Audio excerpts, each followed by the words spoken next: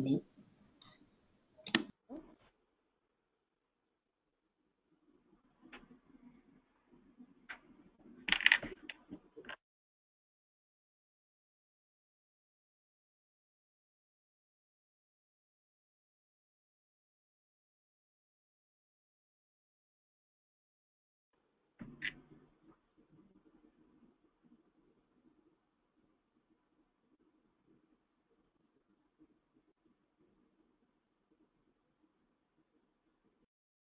Hey there, everybody. This is Dennis over at ROI Revolution. Hope you guys are having a fantastic Thursday.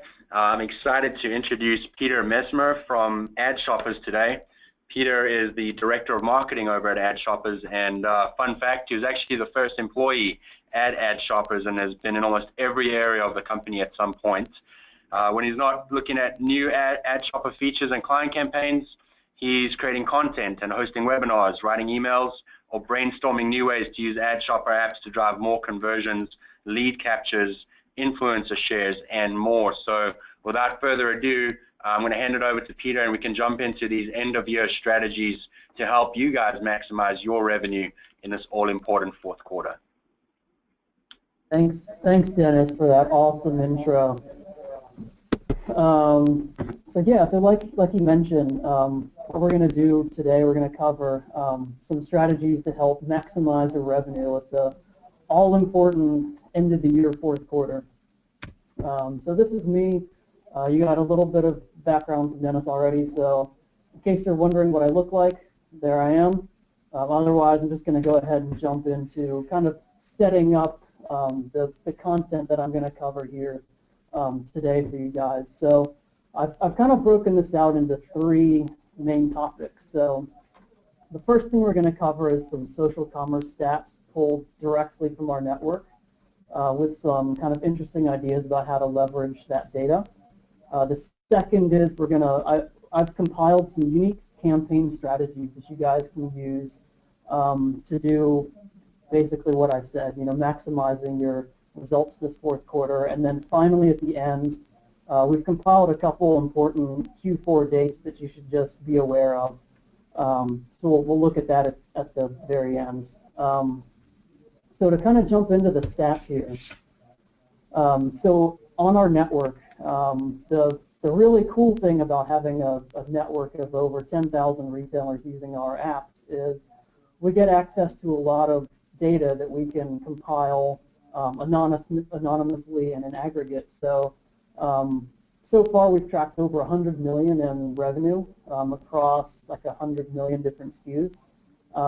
And by compiling all that data and breaking it down a couple different ways, we've come up with a lot of interesting data that you can really dig into to kind of make decisions about where to focus your efforts as far as your social marketing goes.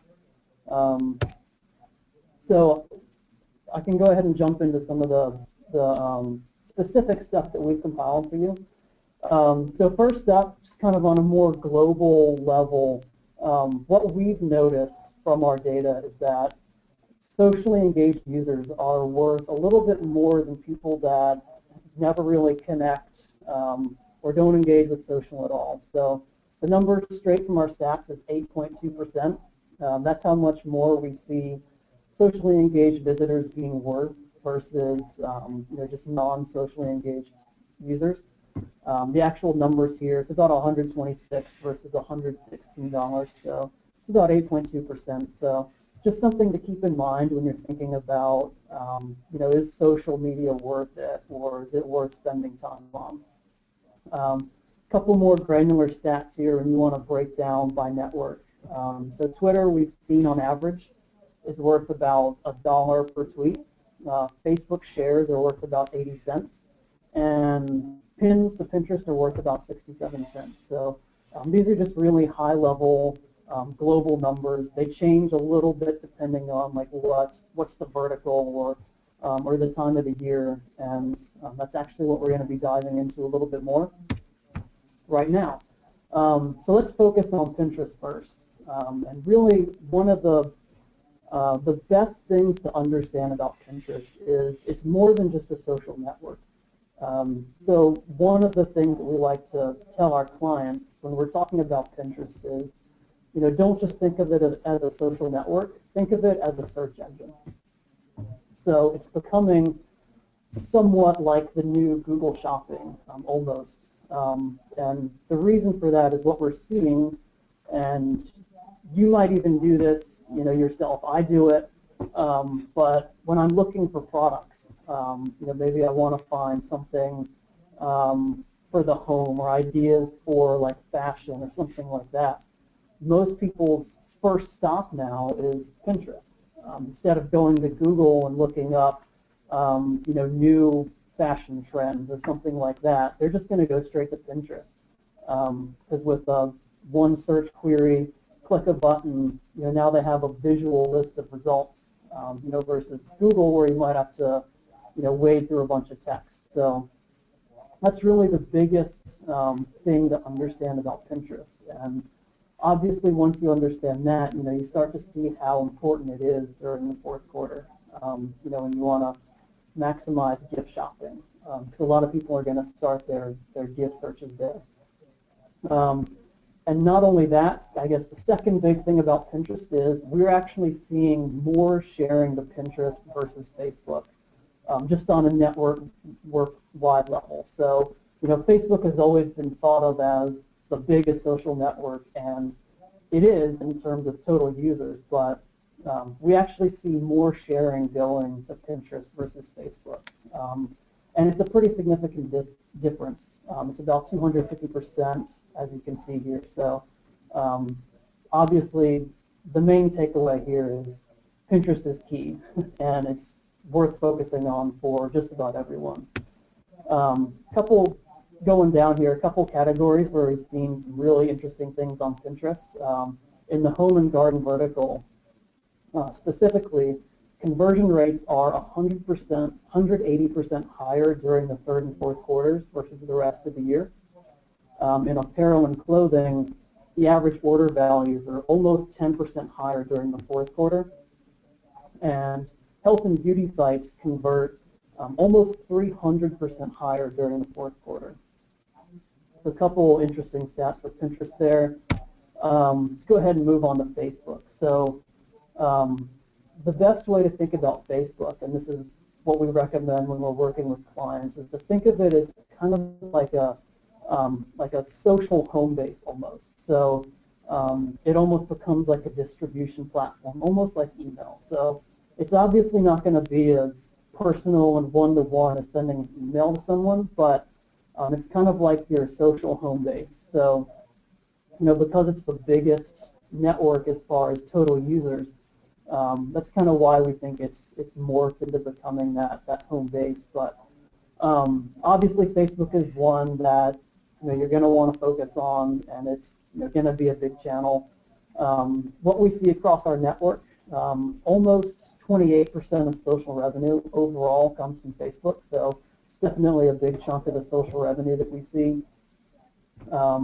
Shares versus likes is another fairly big debate. What's better, a Facebook share or a Facebook like? The data shows that Facebook shares are much better. Like, there's no question. It's they convert 544% more than likes. So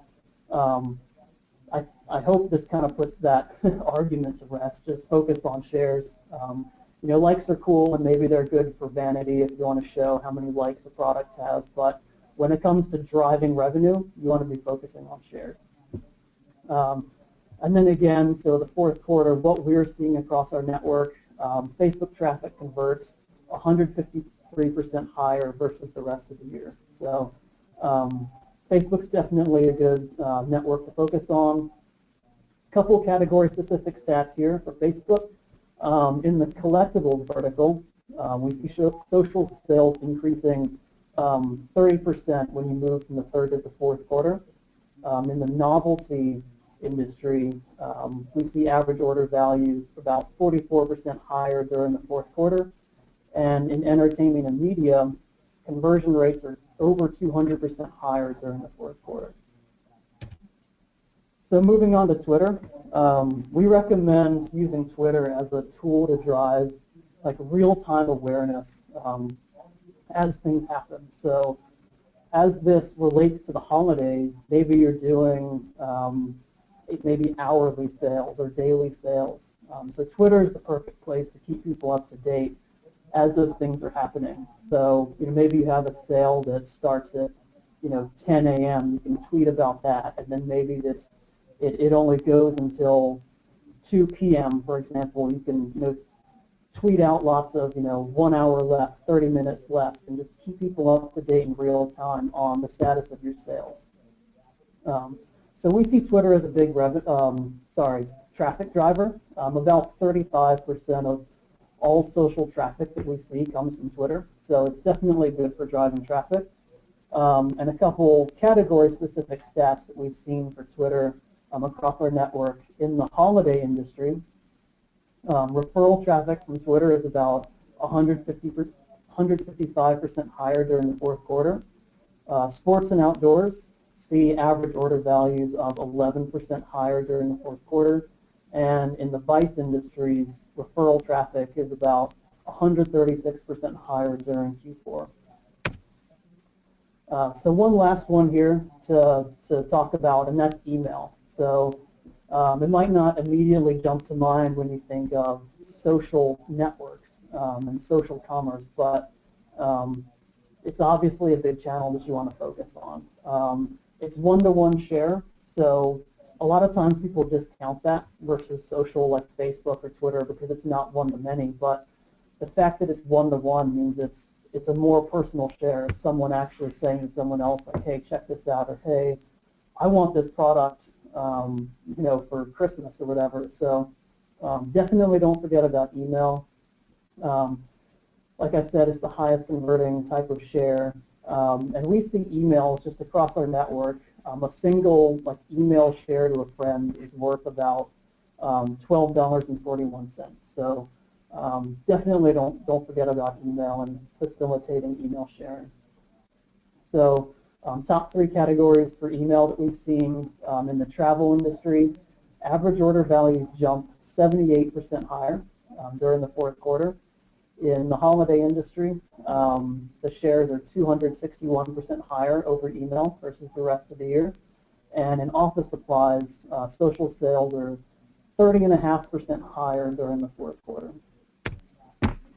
So we've just covered a lot of kind of data and raw numbers when it comes to the social networks and what we've seen. So now what I want to do is give you guys some strategies to leverage what we just talked about.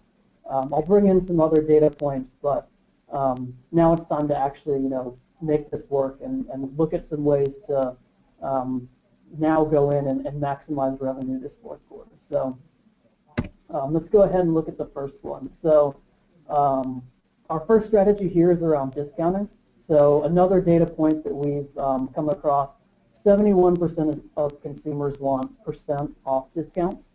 So that's not like a dollar amount off or like a free item. Customers want, the majority want % off discounts. So by knowing this, you're kind of one step ahead.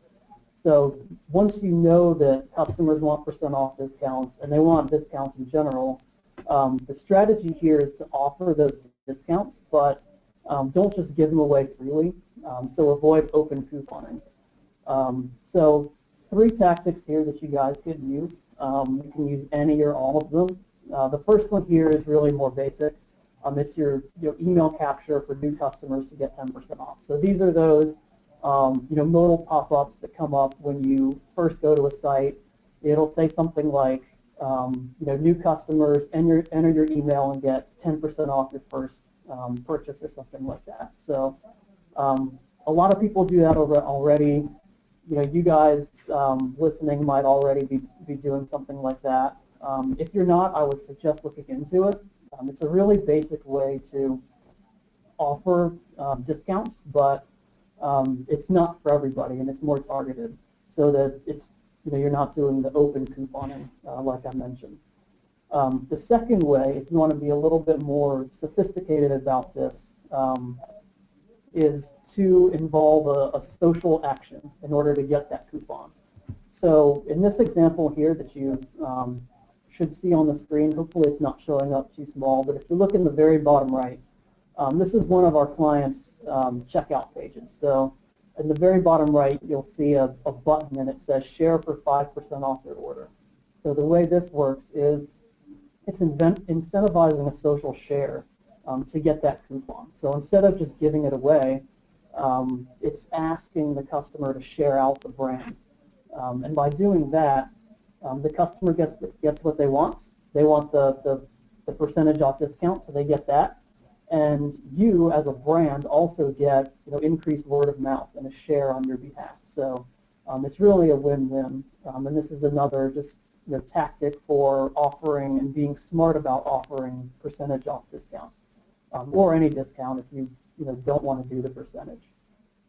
And then our third tactic here is around referral campaigns. So one thing that you can do that's kind of similar to the last one is set up some kind of a refer a friend campaign where customers that share out and share with their friends, if a friend clicks through and buys, they get 10% off. And then because they referred that sale, that person that first shares out, they'll get a 10% off coupon when their friend buys. So this is another way to give away those discounts, but it's not just giving it to everybody, and there's a little bit of work involved there. So it's not just cutting your margins everywhere. It's more targeted.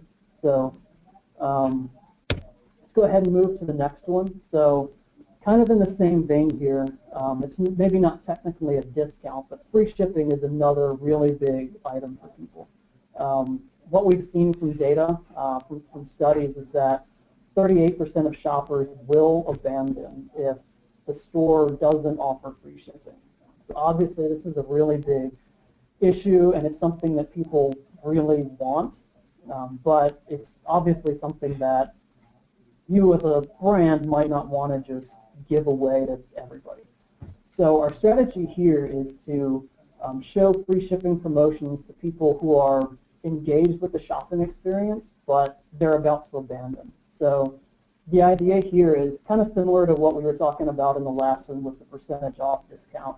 Don't just give these discounts or the free shipping away right away to everybody. Wait until you see who really needs it. So these are the people that are about to abandon, and then catch them right before they do, and then offer free shipping. So the tactic here is to trigger an exit modal that offers free shipping when someone abandons their cart. And you'll see in this example, you can also use this as an incentive to grow your email list if you make the customer enter their email first. So in this example, at the bottom of the page here, this is what that exit modal would look like. Maybe someone's in their shopping cart, they go to leave, you'll pop up a message that looks like this: get free shipping if you check out now, enter your email. So this kind of does both things. It captures that email, and then it also gives them the free shipping. So one other point here to notice, if you look in the kind of the mobile version of what this would look like, this is one of the best practices that we do with people, with our clients, but you'll see that it changed to connect with Facebook for free shipping. And the reason we do that is there's really two reasons. One, almost everyone has Facebook installed on their phone, and two, because they have Facebook installed, all they have to do is click that button. They don't have to type in their email, which is more difficult on a small iPhone or screen than it is on a computer. So this will increase the response rates to these offers here. So the next one here, going back to Pinterest. So we talked a lot about why Pinterest is really important, and how big it's become, and how it's almost become like a hub for people to start their search for products. So to even tie this into the holiday season even further, Pinterest themselves actually released a survey that said that 47% of shoppers say that Pinterest has inspired a gift purchase. So kind of more data to support the fact that Pinterest is definitely somewhere where you need to be spending some effort. So The strategy that we've come up for you guys here, this is one that we actually have a lot of experience with, because we do these a lot with our clients, but the idea is to seed Pinterest with your products now so that your products are discovered first when customers start holiday shopping. So before I get into the tactic, I think it might be helpful to review a little bit about how Pinterest works. So I did mention earlier that Pinterest is almost like a search engine. And as a search engine, it also has its own, similar to Google, it does have its own, ranking algorithm. It's not nearly as complex as theirs, but they do have one, and the first step is just understanding how it works. So here's how it works.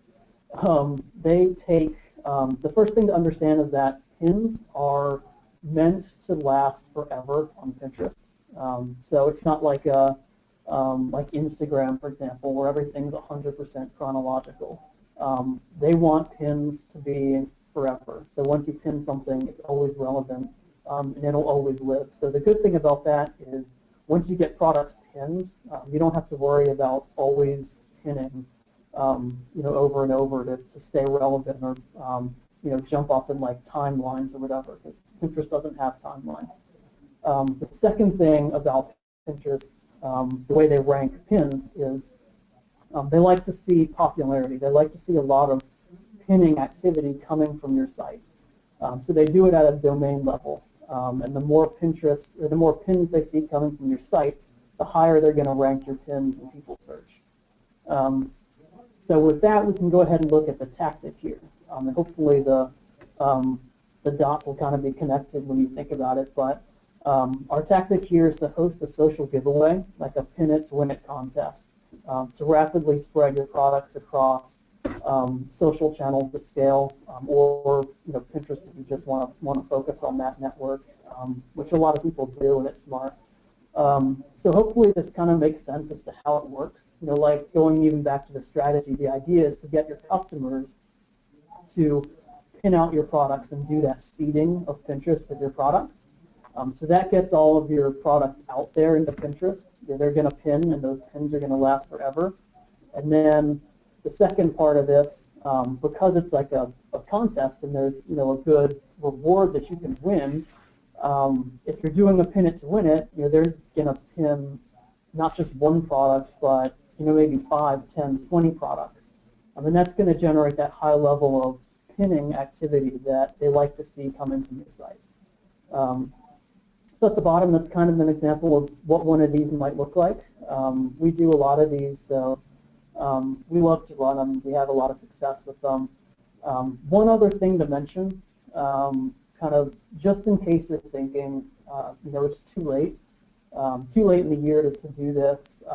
Seeding products might be great if I could have run one of these in July or August, but it's already mid-October, and Thanksgiving will be here before we know it. So just one thing to think about there. I mean, you can still have success running these, during Q4, and I mean, it can actually almost be a better thing because you're already going to have more traffic coming to the site, so that's just going to make your contest more popular. And that's going to end up in more pins and more entries, and just more pins out there, which eventually, I mean, the long-term play here is just generating more referral traffic from Pinterest. So it's still going to help with that no matter what. So yeah, that's the strategy here with Pinterest. The next one here is about shipping. So obviously shipping deadlines are a big issue, kind of for both parties, both you and your customers. So the strategy here is to use shipping deadlines to create urgency. So maybe that should even go beyond use shipping deadlines, but like actively promote your shipping deadlines to create urgency. So our tactic here is to advertise your shipping deadlines as they come up across your site with a countdown timer. So in this example, if you can see it on the screen here, there's a green top bar on this site that says standard shipping guaranteed by Christmas, 3 days, 6 hours left. So if you have that countdown timer, that's really what's going to pull in that urgency. And you can run these for, maybe you have like 3 main shipping deadlines, like a standard shipping deadline, expedited shipping deadline, and an overnight shipping deadline. So you can run these for all of your deadlines. And what this is going to do is it's going to help pull in those sales right, before the deadlines hit, because people are aware of it. So kind of maybe one of the more simpler strategies here, but sometimes simpler strategies work the best. And this is just something that you can do that's really easy to do globally across your site. And so our next kind of talking point here almost is personalization. So this really comes into play with not even just the holiday season, but the entire year. I mean, what we're seeing and kind of where the e-commerce and even the marketing industry in general is going is it's towards personalization. So people want to see a personalized shopping experience, and I think I've even seen stats that show they're demanding it now is the word that people are using. So it's definitely important. And but to pull this back to the holidays, what we've seen from data is that the old cliches are actually proven true by stats, and that's women actually do start shopping earlier and then really do wait till the last minute. So that's kind of one data point we looked at here. And then the second one is it has to do with kind of age groups. So seniors are more likely to start shopping earlier, and millennials are more likely to start shopping later. So once you know this stuff, how do you actually take advantage of this data? So assuming you guys have at least some of this data available, which we can help capture it, but that's kind of another conversation. The strategy here is to segment out your customers based on these demographic segments where we've seen differences, and alter your promotional messaging to match the segments that you're targeting. So here's one really quick kind of easy example you'll see at the bottom of the screen here. So what these are examples of is welcome offers that show up as soon as you come to the site. And in this example, we're kind of pretending that there's holiday sales going on. So what you might want to show to the men, this is the example on the left, is you might really want to highlight the fact that this is the last day for free standard shipping. So because that men like to wait to the last minute, so really push that urgency. So but for women, if you look at the example on the right, what we've seen is that women tend to start shopping earlier, so they might be more interested in shopping an early Black Friday sale. So you can show that to the women that are coming to the site. This is an example of ways that you can alter your messaging to personalize and drive a higher response. And you can also do these things just kind of as an aside here. If you happen to have this data in your CRM or in your email database, you can even send out different emails. Maybe personalize your subject lines to kind of match what we've seen here. So you can really tie this in anywhere that that's possible based on the data that you have and where you have it. Let's go ahead and move to the next one here. So this one's kind of ties into your paid search strategy. So one of the things that you guys probably get really great help with is your actual what you guys are actually doing in your paid search campaigns. So optimizing your bidding, your keyword strategies, and all that good stuff. But one kind of other area where you can tie in to boost your ROI from paid search is what do people see once they actually come to your site after clicking on a Google Shopping ad or AdWords or something like that.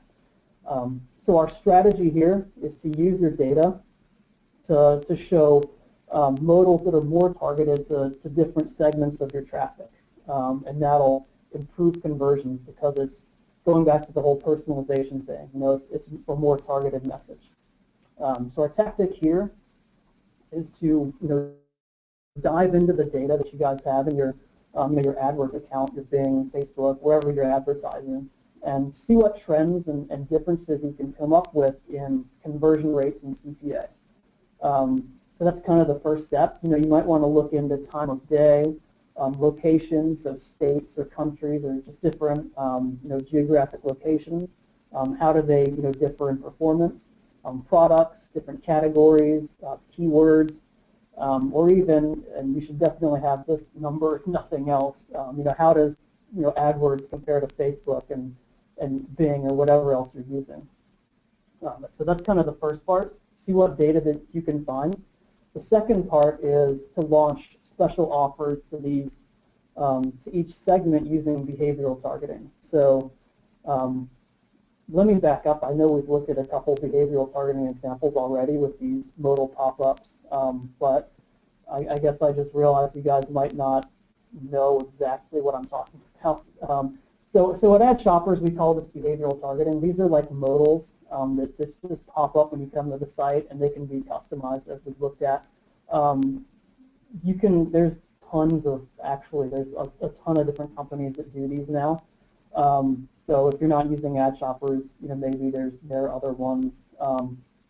They're kind of out there everywhere. But that's kind of what I'm talking about here. So if we look at this first example, we go ahead and look at the one on the left. So the idea here is that you're going to target a state that doesn't tend to perform as well over PPC than other states. And you're showing this offer only to people that click over from that certain state. So in this example, it's Alaska. So these customers are going to see an extra 10% off for customers in Alaska as soon as they come to the site if they enter their email. So this is, obviously it's going to get you that lead, and it's going to convert better because it's customized, and then it's going to help, on the back end, improve the conversions to a sale because they got a special offer, just for living in the state of Alaska. The second idea we have here is for category level targeting. So in this example, we're looking at lamps. Maybe you identified that just any lamps or lamp products tend to just convert really well from paid traffic, or maybe they just get lower click costs, or maybe just a high conversion rate. But whatever the case is, we've identified that they perform really well over paid search. So why not run specific promotions just for that category that's already proven to perform really well, and see if we can get it to perform even better. So this example here is showing like a flash sale for this category, 10% off until just 3 p.m. today. So one example here to drive an even higher response from different segments, whether it's a typically higher or typically lower performing part of your ad campaigns here. So last one here, and this one's about the shopping holidays. So before we get into the strategy here, if you look at the fourth quarter, and we'll see this actually when we pull up the slides on the dates to be aware of, but it's really just a string of shopping holidays. So you have your Black Friday. Maybe even before that, you have like a pre-Black Friday sale, and your Cyber Monday, and your shipping deadlines, and your New Year's Eve, New Year's Day sales. So it's really what the holiday season is. It's a string of shopping holidays. So the strategy here is built around how can you get customers that maybe shop in the Black Friday sale to also come back and shop in the Cyber Monday sale, and then also come back and shop in the New Year's Eve sale. So the tactic here to actually make that happen, and this is pulling in an example from our network of doing some purchase sharing. So what you could do is allow customers to share out their holiday purchases, and it doesn't have to be like if you bought a present for someone. You know, you wouldn't have to share out that actual present itself. It could just be the brand or something like that, or maybe you just do an email capture. But anyway, so you get them to share out in exchange for some kind of incentive on the next sale.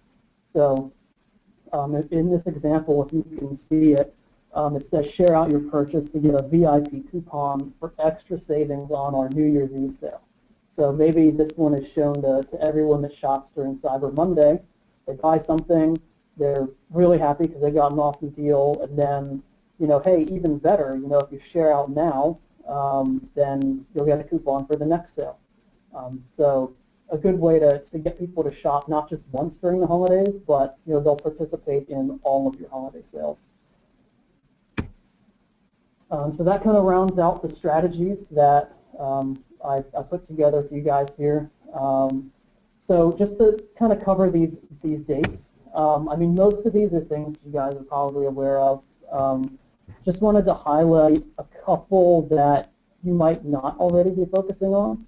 So obviously when we look at November, you know, there's Thanksgiving, Black Friday, Cyber Monday, but Singles Day is actually one that's kind of an up-and-coming holiday.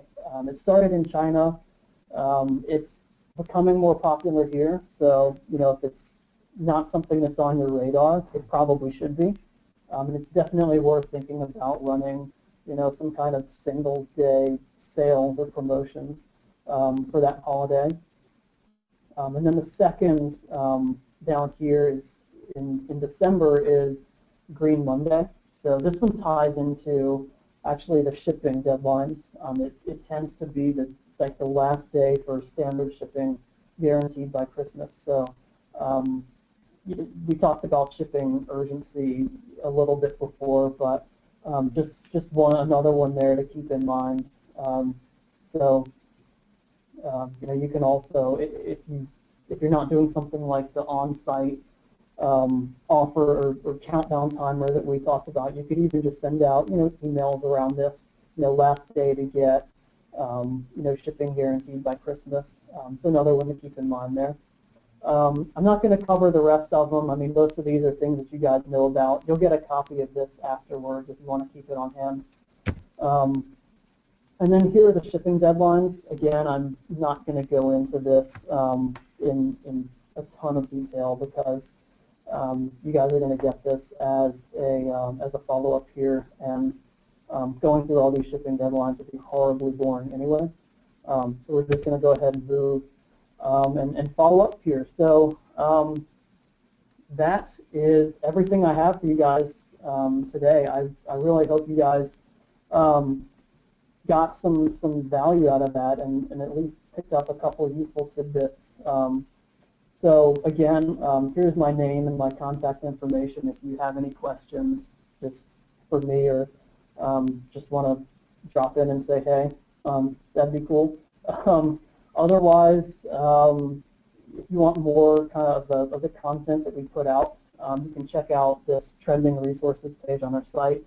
Again, you'll get this as a follow-up here. And if you want to learn more about AddShoppers and what we do, the easiest place to start is by joining a 20-minute live demo. So just click on that link there when you get this, or just go to our site, addshoppers.com/live-demo, and jump on an upcoming live demo that we have. We have them every Thursday, and they're about 20 minutes plus time for Q&A afterwards. So, you know, if you like this webinar format, it's kind of the same thing, really easy, no pressure, just, you know, take a look at the platform. And so that is that. So yeah, I'm going to go ahead and wrap up. Thank you guys for showing up, and